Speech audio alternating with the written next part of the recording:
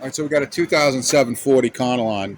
Matter of fact, we got some gas riders here. Gabriel, new old stock. So these are probably really old shocks. They're just, you know, we're going to put those traditional shocks in the place of these Monroes that are on here from whoever owned this vehicle before I got it, had on it. Um, so the big complaint about these Econoline shocks are, whether they're the RV shocks or whatever, is that you can't get to the nut, which is on the top of the shock tower. And the nut would be sticking up here out of the stud. And there's a stud right there. yeah, you can see the stud right there, but you can't see the nut. So yeah, people are having problems with that. And they're using different types of tools. Some people are bending wrenches to fit back there, and different techniques. So we're going to see what works for us. All right, we'll get back to it in a second. All right, so we got access from the backside, as you can see. I got a man back there with his finger sticking out. You see that? So you can access it if you go under the truck, reach around the frame and grab it, at least on the driver's side. So at least you know that. I think you can reach it. I don't think you can put your hand on it, but I think you can reach down and try to get a wrench underneath the fender here from under the hood, but there's everything in the way. And it's kind of the same down here in the ground.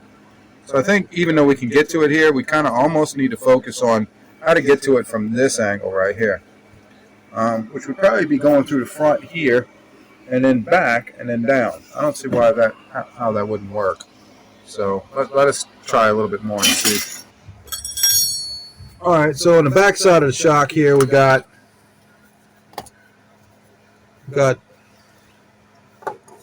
rust. So we're going to put some PB Blaster on it. See if we can, any kind of penetrating oil will do it. Just get it on there and see if that helps loosen it. I mean, that's pretty obvious what you want to do first. The back side's not going to be too difficult to get to.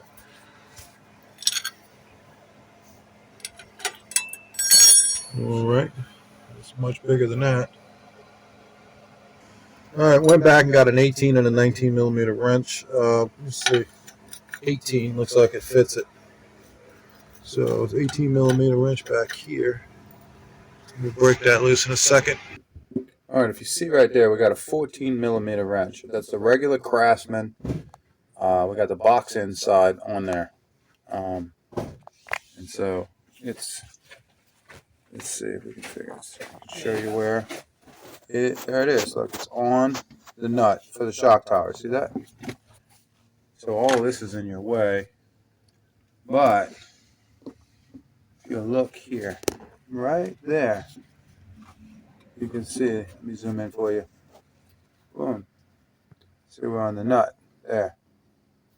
So that's your regular box N14. Now you can get an idea on how to do that, how it looks, so you can maneuver it back there. Anyway, I'm going to spray the top side of that with PB Blaster again to lubricate it, because obviously the first thing I want to do is get this thing started.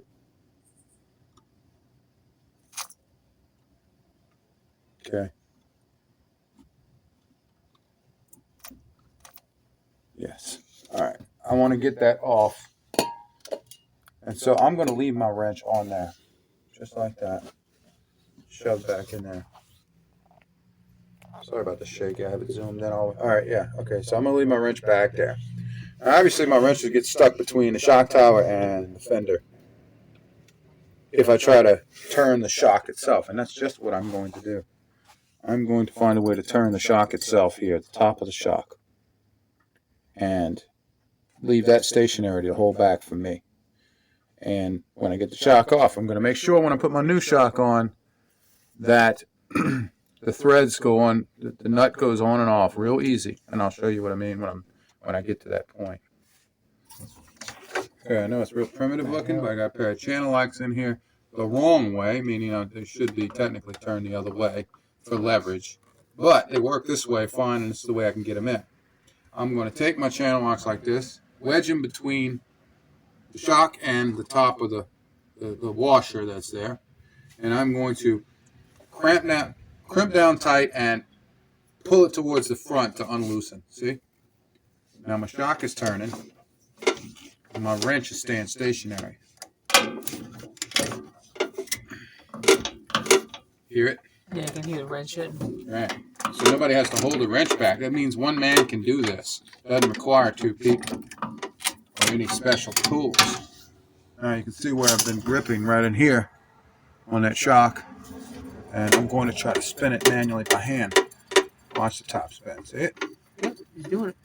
Right. So I'm going to get it loose, and that PB blaster comes in real good handy right now. Or any kind of... Shine it up there. Wrench coming up. The nut coming off. Starting to show, huh? It's like, yeah. Okay, so I just got to get in here with one good hand and turn it.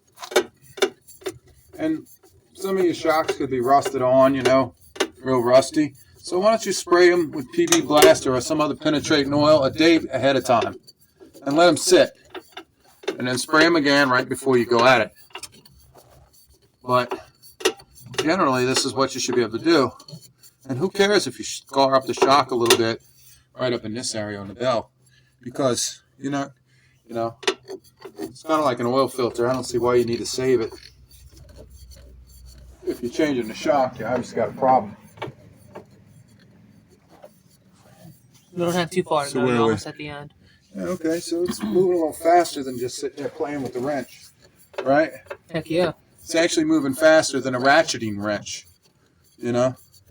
But I imagine a ratcheting wrench would work on this as well. And I know people are like, well, might be thinking, well, what are you going to do to put it back on? How are you going to do that? Well, I'm going to tighten the damn thing like I just untightened it by hand only. And then I'm going to take my time with the wrench and move it ever so slowly towards tightening. Or I'll explore the options under the truck or some other way. But we'll get it on. Let's see.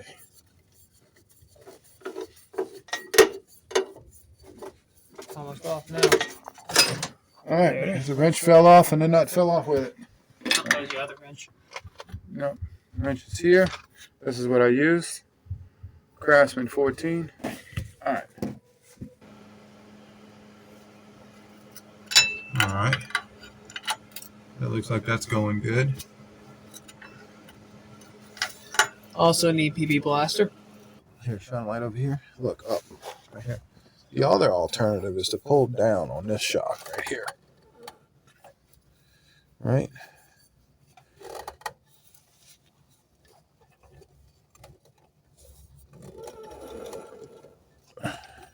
All right, so pull down on it and then detach it that way.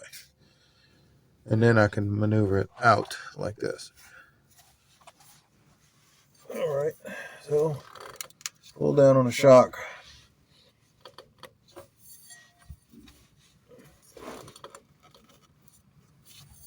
All right, cut it. All right, so we got it out here. Yeah, we pulled it out. All right.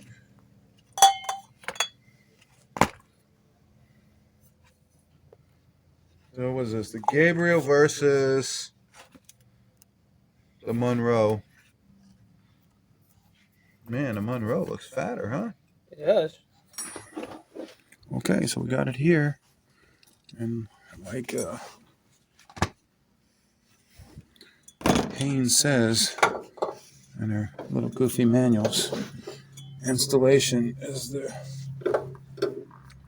what is it, the reverse? The reverse or removal? Removal, reverse, reverse, or removal? Reverse or removal. Watch out. Thanks for no details.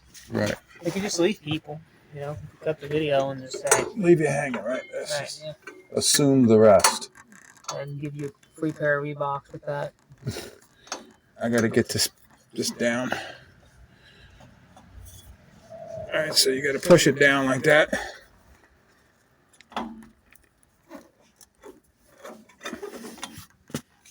I'm gonna go underneath the truck right now and wiggle this in.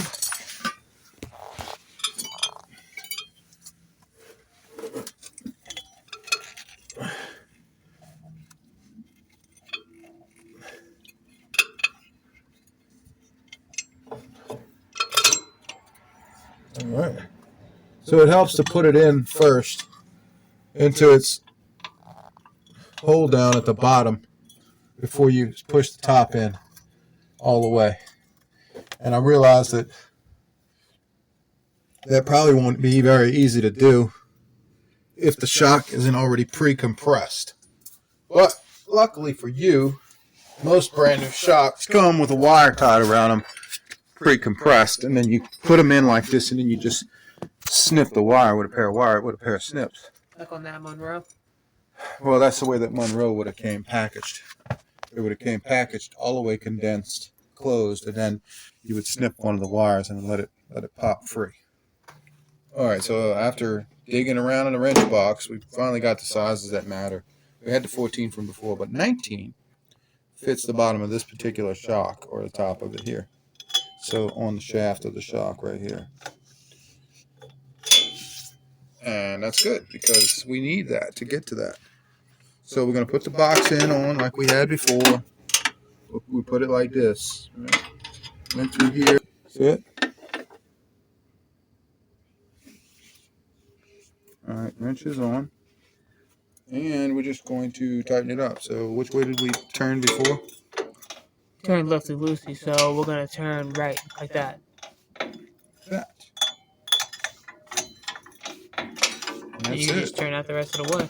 No special wrenches were used in the replacement of this shock. Y'all saw that, right?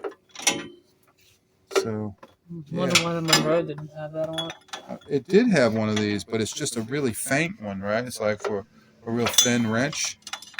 You can use a pair of channel locks, or even a pair of vice grips with round jaws to get in there and do what you need to do.